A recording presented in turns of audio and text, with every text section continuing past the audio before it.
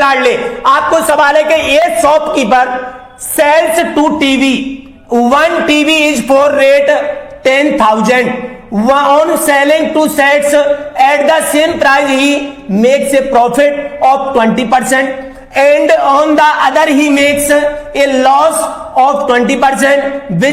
which of the following statements is true? Hindi में है कि एक दुकानदार 2 टीवी बेचता है, एक टीवी पर सेटों को एक ही मूल्य पर 20% का लाभ होता है और दूसरी पर आपको 20% की हानि होती है।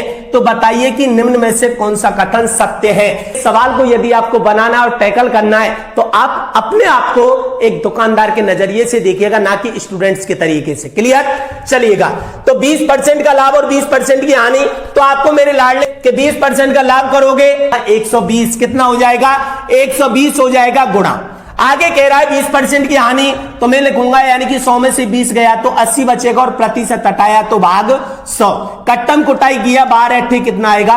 96%। ये जो 96% वैल्यू आता है वो किसकी आता है? एसपी। एसपी का मतलब होता है क्या? विक्रय मूल्य, और सीपी आपका 100% होता है आपका। अब मुझे एक बात बता दो, 100 से इसको कितने कम में बेचा? 4% कम में बेचा है, माइनस का मतलब कम हो गया, यही क्या होगा आपका आंसर हो जाएगा 4% हानि। तो दुकानदार को बताओ 4% का लाभ हो गया, 4% की हानि, तो मैं कहूंगा दुकानदार को 4% की क्या होगी? हानि।